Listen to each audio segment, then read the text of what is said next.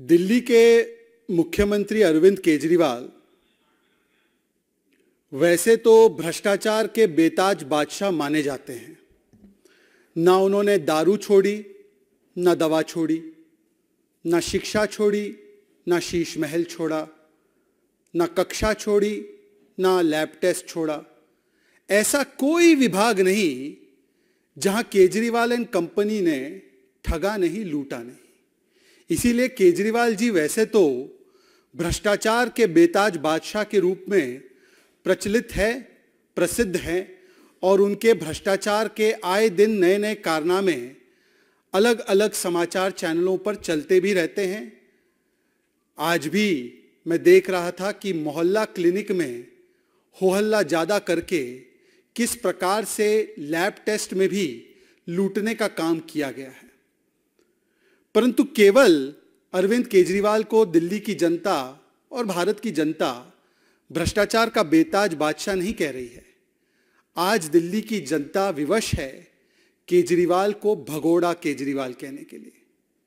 भगोड़ा केजरीवाल विचित्र स्थिति है, और यह विचित्र स्थिति इसलिए निर्माण हुई है क्योंकि जब एनफोर्समेंट डायरेक्टोरेट 5-5 समन जारी करता है एक बेहद गंभीर शराब घोटाले के मामले में, तब अरविंद केजरीवाल भाग जाते हैं। समन्स दिए गए हैं पर वो पेश नहीं होते हैं, एजेंसीज के साथ, इन्वेस्टिगेशन के साथ कोऑपरेट नहीं करते हैं।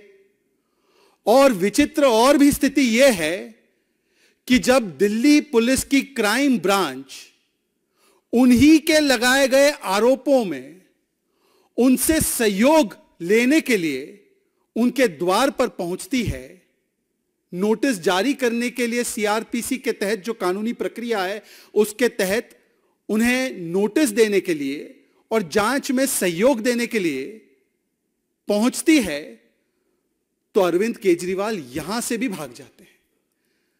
मतलब आप इसको अगर नोट करेंगे कि यदि आप पर भ्रष्टाचार के आरोप लगे, शराब घोटाले के आरोप लगे, मोहल्ला क्लिनिक के आरोप लगे, तब भी भागो, और जब आप किसी पर आरोप लगाओ और वो आरोप की पुष्टि करने के लिए कोई पहुंचे, तब भी भागो।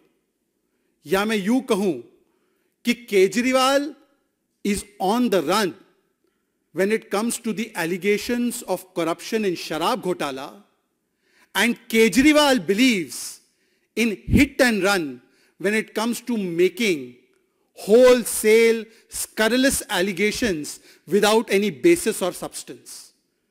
आरोप लगे तब भी भागो, आरोप लगा के भी भागो। On the run and hit and run, यह है केजरीवाल का चरित्र। और इसीलिए आज दिल्ली की जनता कह रही है, भाग केजरीवाल भाग, आप तो भगोड़े बन चुके हैं।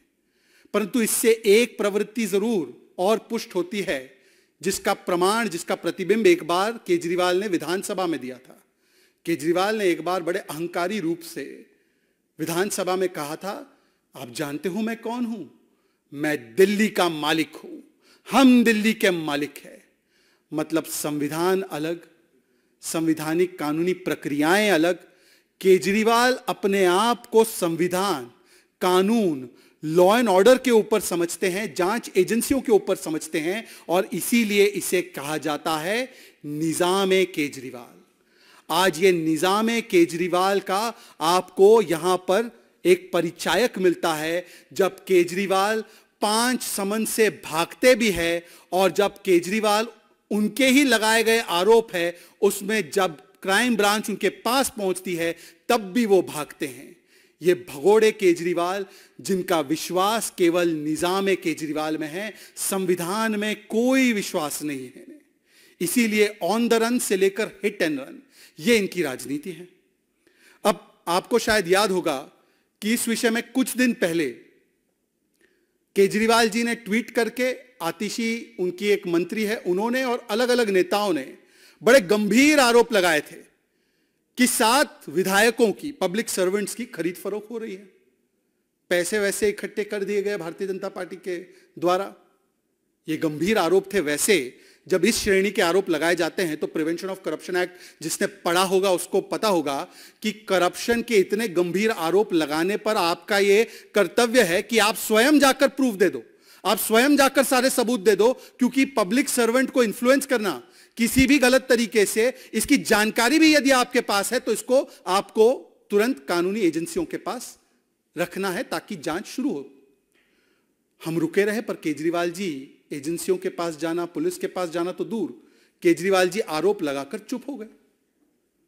उल्टा भारतीय जनता पार्टी के नेता, क्योंकि भारतीय जनता पार्टी नैतिकता की राजनीति करती है, क्योंकि भारतीय जनता पार्टी के पास छिपाने के लिए कोई बात नहीं है, तो भारतीय जनता पार्टी के नेताओं ने डेलीगेशन बनाकर दिल्ली पुलिस को कहा कि जांच कीजिए, और हम कह रहे हैं कि हमारे पास तो कुछ नहीं है, हमने कुछ नहीं किया, पर इसमें जांच होनी चाहिए, और हमने शिकायत दर्ज की। और आज जब दिल्ली पुलिस पहुंची है, क्राइम ब्रांच पहुंची है इसी जांच में सहयोग मांगने के लिए, तो आज अरविंद केजरीवाल और उनकी मंत्री और सारे लोग जो ये आरोप लगा रहे हैं वो भाग केजरीवाल भाग की स्थिति में खड़े हुए। इसका मतलब क्या है? इसका मतलब यह है कि यह आरोप उसी आरोप की तरह है जो आरोप अरविंद केजरीवाल एक समय पर बिना सिर पैर के लगाते थे गडकरी जी के खिलाफ।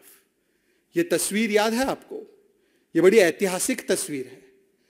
यह तस्वीर है जहां पर केजरीवाल ने आदरणीय नितिन गडकरी जी को बहुत सारे आरोपों से कलंकित करने का प्रयास किया था, और उसके बाद जब सबूत मांगे गए, जब प्रूफ मांगा गया और कुछ नहीं निकला, तो यह माफीनामा देना पड़ा। यह केजरीवाल का माफीनामा नंबर 1।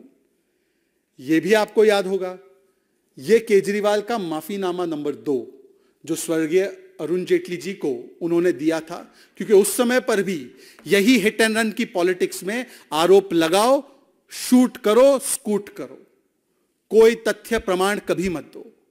और इसीलिए आज अरविंद केजरीवाल जी, क्या यह आरोप उसी आरोप की तरह है जिसके लिए आपने गडकरी जी से माफी मांगी थी, जिसके लिए आपने स्वर्गीय अरुण जेटली जी से माफी मांगी थी? वैसे इसी श्रृंखला में ये कितने बड़े धोखेबाज और कितने बड़े यूटर्न मास्टर्स है, इसका एक और प्रमाण मैं आपको देता हूं। यह आपको याद होगा कि 800 करोड़ रुपए भारतीय जनता पार्टी ने इकट्ठा करके रखे हैं। यह अगस्त 2022 में आरोप लगाया गया था आम आदमी पार्टी के द्वारा। आपको याद होगा उनके एक नेता जो अमूमन चिल्ला चिल्ला कर बोलते हैं, उन्होंने कई प्रेस कॉन्फ्रेंसेस की थी और कहा था 800 करोड़ रुपए भाजपा ने इकट्ठा करके रखे हैं, हमारे विधायक तोड़ रहे हैं और हम ऑडियो टेप जारी करने वाले हैं। अब मैं आपसे पूछना चाहता हूं, मीडिया के मेरे सम्मानित मित्रों, 1 वर्ष से अधिक हो चुका है, कहां है वो ऑडियो टेप? अब कोई फर्जी ऑडियो टेप ले आएंगे रात बरात तो मुझे नहीं पता, पर अभी तक तो वो ऑडियो टेप आपको सुपुर्द कर देते। इसीलिए आप देखिए, गडकरी जी पर आरोप hit and run, Arun Jaitley पर आरोप हिट एंड रन, आज का ये आरोप हिट एंड रन, 1 साल पहले का आरोप hit and run, IB report आ रही है गुजरात चुनाव स्वीप कर रहे हैं, इस प्रकार की बातें करके निकल जाना। परंतु ये केवल केजरीवाल का विषय नहीं है, मुझे लगता है कि पूरे गठबंधन में ही इस प्रकार की हरकतें करना, इस प्रकार से रवैया रखना जांच एजेंसियों के प्रति, ये उनका चरित्र बन चुका है। इसलिए अगर इनके पूरे चरित्र को एक वर्णमाला में लाने की कोशिश की जाए तो ABCD वाला चरित्र है। कोई A फॉर अटैक कर देता है एजेंसियों पर। आपको याद होगा कि तृणमूल कांग्रेस के एक नेता शाहजहां ने किस प्रकार से हमला किया, ईडी की जांच की एजेंसी की टीम आई तब हमला कर दिया। A for attack. B for भागना।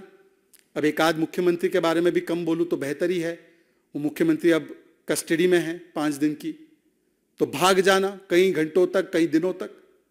C फॉर कवर अप करना, जो केजरीवाल जी आए बाएं यहां वहां जाकर करने की कोशिश कर रहे हैं। और D फॉर डाइवर्ट करना, कोई मुद्दे का जवाब ना देना, सवालों से भागना और डाइवर्ट करते रहना। और डाइवर्ट किस चीज से करना है? आज मैं आप सभी लोगों के द्वारा बताए गए न्यूज रिपोर्ट्स को फॉलो कर रहा था तो पता चला कि आज भ्रष्टाचार के बेताज बादशाह का एक और कारनामा सामने आया है। और वो कारनामा जिसको ये लोग कहते थे कि ये वर्ल्ड क्लास हेल्थ मॉडल है, दरअसल कैसे ये 3rd क्लास हेल्थ मॉडल है, इसको प्रतिस्थापित करने वाला है। आपने देखा होगा कि मोहल्ला क्लिनिक में जैसे कोविड काल आया था तब कितनी वो जांचें हो रही थी या क्या वहां पर सुविधाएं मिल सकती थी, वो तो दिल्ली वासियों ने स्वयं भुगता है और भोगा है। परंतु आज मीडिया के हवाले से पता चला है कि एक प्रिलिमिनरी इंक्वायरी की रिपोर्ट आई है और ये जांच रिपोर्ट बताती है कि जिस मोहल्ला क्लिनिक को ये वर्ल्ड क्लास बोलते थे, वहां पर करप्शन का इस प्रकार का खेल रचा गया कि वहां पर 63%, नोट कीजिए 63% जो टेस्ट किए गए वो फर्जी टेस्ट किए गए। जिन पे टेस्ट किए गए वो लोग है ही नहीं, और जितने टेस्ट किए गए, भगवान ने शरीर में हमें जितने भी अंग दिए हैं उससे ज्यादा एक शरीर पर ज्यादा टेस्ट किए गए। यह है निजाम केजरीवाल। निजाम केजरीवाल यह है कि शरीर में अंग से ज्यादा टेस्ट किए गए, जो लोग है ही नहीं उनके टेस्ट किए गए, और ऐसे ऐसे टेस्ट किए गए जिनका कोई अता पता ही नहीं। 63% फेक टेस्ट सामने आया है। इसको थोड़ा गहराई से भी देखना चाहिए, गंभीरता से भी देखना चाहिए। टेस्ट करते वक्त, लैब टेस्ट करते वक्त आपको मोबाइल फोन नंबर देना होता है। 13,000 के लगभग टेस्ट जो किए गए ब्लैंक मोबाइल फोन नंबर पे किए गए। 25,000 टेस्ट ऐसे नंबर पे किए गए जिसका नंबर था 0, 0। 913 टेस्ट इन नंबर्स पे किए गए जिसमें मोबाइल नंबर 1, मोबाइल नंबर 2। आप सब जानते हैं कि मोबाइल के 10 डिजिट होते हैं। यहां केजरीवाल के निजाम में मोबाइल नंबर 1 अंक का भी हो सकता है। ऐसे कई टेस्ट किए गए, लगभग 2,500 टेस्ट, जिसमें जो नंबर है वो रिपीटेटिव थे। तो इसी प्रकार से आप देख सकते हैं कि मोहल्ला क्लिनिक के नाम पर, वर्ल्ड क्लास हेल्थ फैसिलिटी के नाम पर किस प्रकार से यह थर्ड क्लास भ्रष्टाचार चलता रहा। और इसीलिए यह सारे प्रकरण से, चाहे दवा का मामला हो, टेस्ट का मामला हो, चाहे शराब और दारू का मामला हो, ध्यान भटकाने के लिए, डाइवर्ट करने के लिए कोई ना कोई तरकीब अपनाई जाए। तो आज ये नई तरकीब है कि इस नोटिस वाले विषय पर भी असहयोग आंदोलन की तरह सामने आना है और कहना है कि मैं नोटिस नहीं लूंगा, मैं नोटिस को नहीं स्वीकारूंगा, और बार बार वही पुराना रेपिटेटिव राग अलापना। मेरा एक सुझाव है आप लोगों के माध्यम से, क्योंकि मुझे पता है आम आदमी पार्टी ये प्रेस कॉन्फ्रेंस देख रही होगी। सुझाव यह है कि अपने 3-4 प्रवक्ताओं का पूरा पूरा दिन बर्बाद करने से अच्छा उनके एआई वर्जन बना दो आप। अभी तो मोदी जी ने डिजिटल इकोसिस्टम इतना बढ़िया बना दिया है, तो एआई वर्जन बन जाएंगे उनके। एक आध दो के एआई वर्जन बनाकर वही रेपिटेटिव बात, सवाल कुछ भी पूछा जाए, जवाब वही रिपीटेशन मोड में देना है। तो एआई वर्जन जो प्रवक्ता के हैं उनको स्थापित करके वहीं से रिपीटेटिव पीसी कराते रहो, क्योंकि आज तक जवाब नहीं आया। शराब घोटाले में 5वें समन के बाद भी अरविंद केजरीवाल जी आप काहे भागे फिर रहे हो? अरविंद केजरीवाल जी आप तो वो व्यक्ति थे ना, अन्ना हजारे की जब नेतृत्व में थे तब अन्ना की उंगली पकड़ते कहते थे कि पहले इस्तीफा होगा फिर बाकी जांच होगी। आज जब जांच के लिए लोग पहुंच चुके हैं तो जांच में सहयोग तो दूर की बात, आज आप एजेंसियों पर ही सवाल खड़े कर रहे हो। और क्या कहते हैं इनके लोग रेपिटेटिव मोड में, रेपिटेशन मोड में, कि ये वेंडेटा पॉलिटिक्स हो रहा है। ये वेंडेटा पॉलिटिक्स हो रहा है। ईडी का जो केस चल रहा है, शराब घोटाले का केस चल रहा है, तो समन्स को क्वाश काहे नहीं करवा दिए? 5-5 समन आ गए, जाकर कोर्ट में जाकर क्वाश करवा देते, वो भी नहीं करना। कोर्ट ने मनीष सिसोदिया, संजय सिंह और इनके नेता विजय नायर, मीडिया के लोग उनको जानते होंगे, उनको महीनों तक अब जेल में रखा है। और केवल जेल में नहीं रखा, सुप्रीम कोर्ट तक ने कहा 338 करोड़ का मनी ट्रेल है। हाई कोर्ट ने संजय सिंह के मामले में कहा कि कोई वेंडेटा पॉलिटिक्स नहीं हो रही है, इस प्रकार के आरोप मत लगाइए। लोअर कोर्ट से लेकर हाई कोर्ट, सुप्रीम कोर्ट तक कोई बेल देने को, राहत देने को तैयार नहीं। तो क्या कोर्ट भी विद्वेष की भावना से काम कर रही है? और चलिए कोर्ट में विश्वास नहीं, वैसे ही निजाम केजरीवाल है, संविधान में भरोसा नहीं है इनको, हम पे तो भरोसा नहीं है, कोर्ट में भरोसा नहीं है, तो किसी और पर भरोसा तो करते होंगे। अपनी नई साथी कांग्रेस पर भरोसा कर लो, क्योंकि यह है वो कांग्रेस पार्टी और उनका स्टैंड। ये शराब का मामला है, ये शिक्षा का मामला नहीं है। शराब की बात हो रही है, शिक्षा पर छुपने का काम मत कीजिए, ये गलत है, ये सर्वथा पाप है। ये तो परम आदरणीय सुप्रिया श्रीनेत जो तो चीख चीख के बहुत चीजों पर बोलती है मोदी सरकार पे, उन्होंने ही प्रेस कॉन्फ्रेंस करके कहा था, यहां तक कहा था कि ईडी की कार्रवाई बिल्कुल सही, सीबीआई की कार्रवाई बिल्कुल सही, हमने शिकायत की है। अब बताइए केजरीवाल जी, ये तो आपके साथी हैं, या ऑलमोस्ट आप लोगों का जो राजनीतिक निकाह है वो फाइनल स्टेजेस पे ही है, तो बताइए कि ये आपके खिलाफ क्यों है विद्वेष की भावना को लेकर। और जो कहते हैं कि ये ईडी सीबीआई गलत काम करती है, वेंडेटा करती है, अब आम आदमी पार्टी का असली चेहरा देखिए। छत्तीसगढ़ चुनाव में आम आदमी पार्टी ने बाकायदा प्रेस कॉन्फ्रेंस करके कहा कि भूपेश बाघेल पर जो शराब घोटाले का मामला चल रहा है वो बिल्कुल सही है और ईडी को उन्हें गिरफ्तार करना चाहिए। यह अधिकृत रूप से उन्होंने प्रेस कॉन्फ्रेंस किया है। मतलब कि अगर भूपेश बाघेल पर कार्रवाई हो तो चमत्कार, मुझ पर हो तो गुनहगार। वाह केजरीवाल वाह, यह निजाम है केजरीवाल। मैं आरोप लगाकर भी भागूंगा, आरोप मुझ पे हो तब भी भागूंगा, मुझ पर कार्रवाई हो तब भी भागूंगा। ये क्या चल रहा है? इसीलिए केजरीवाल जी, आज आपसे कुछ सवाल हम स्पष्ट तरीके से पूछना चाहते हैं और वो सवालों के जवाब आज मिलने चाहिए, ना कि एआई वर्जन के माध्यम से वही घिसी पिटी रेपिटेटिव बातें। केजरीवाल जी, अगर शराब घोटाले में आपने कुछ किया नहीं है तो काहे आप जांच में शामिल होने से घबराते हैं? केजरीवाल जी, अगर शराब घोटाला हुआ ही नहीं था तो नई पॉलिसी पर क्यों आ गए थे आप? पुरानी पॉलिसी पर क्यों आ गए आपने नई पॉलिसी को हटाकर? केजरीवाल जी, यदि शराब घोटाला हुआ ही नहीं तो आज तक कोर्ट ने आपको राहत क्यों नहीं दी है? और आपके जो साथी हैं जिनको आप कट्टर ईमानदार कहते हैं, आज तक उनको राहत क्यों नहीं मिली है? केजरीवाल जी, विद्वेष की भावना से किया जा रहा है तो आप ही ने ईडी की जांच की मांग कहीं और क्यों की? केजरीवाल जी, यदि यह विद्वेष की भावना से हो रहा है तो कांग्रेस पार्टी, आपकी सहयोगी पार्टी, आपके ऊपर लगे हुए आरोपों को सही क्यों बता रही है? केजरीवाल जी, बाकी सब छोड़ दीजिए, जो आरोप आपने लगाए हैं कम से कम उसका सबूत तो दे दीजिए। और आज जब क्राइम ब्रांच आपके पास पहुंचती है तो आप कानून की एजेंसियों के साथ कोऑपरेट करने से इनकार कर देते हैं। इसीलिए मैं कहता हूं कि केजरीवाल जी की कहानी इतिहास में पहले और एक लौते सियासी धर्मांतरण की कहानी है कि अन्ना हजारे की उंगली पकड़ते थे तो कुछ और स्टैंडर्ड हुआ करता था। आज लालू और पौनमुड़ी के साथी बन चुके हैं। लालू कन्विक्टेड है, 4 बार कन्विक्टेड है। पौनमुड़ी जैसे नेता कन्विक्टेड है। जेएमएम के जो सांसद रहे हैं इससे पहले वो कन्विक्ट अलग मामले में हो चुके हैं। ऐसे लोगों की संगत में आज केजरीवाल जी का क्या स्टैंड है, कितना सियासी धर्मांतरण हुआ है, ये आपके सामने है। मुझे लगता है कि आज केजरीवाल जी ने संविधान के प्रति इनकी कोई आस्था नहीं है, आज इसका एक और प्रमाण दिया है।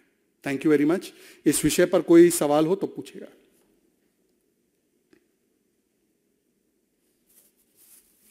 मुझे लगता है कि इस विषय पर कोई सवाल नहीं है तो प्रेस वार्ता को समाप्त किया जाए।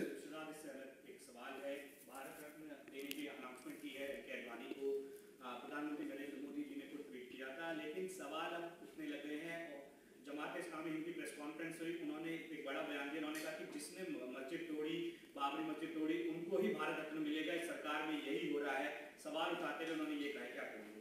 देखिए, भारत रत्न जैसा सम्मान ये किसी भी राजनीतिक तूतू मैमे और इस प्रकार की ओछी टिप्पणियों से ऊपर होता है।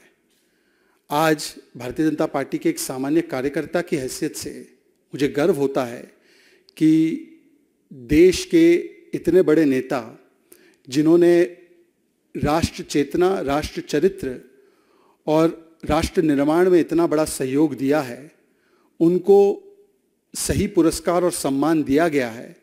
कुछ दिन पहले यह हमारा सौभाग्य था कि कर्पूरी ठाकुर जी, जो कि गरीबों के मसीहा, सामाजिक न्याय के पुरोधा, उनको भी बड़े विलंब समय के बाद इस सम्मान से नवाजा गया। तो मुझे लगता है कि कम से कम ऐसे सम्मानों को, ऐसे राष्ट्र पुरस्कारों को राजनीति के भीतर और राजनीति के मैदान में घसीटना, ये बहुत ही मुझे लगता है अनुचित है और बहुत ही दुर्भाग्यपूर्ण है। Thank you very much.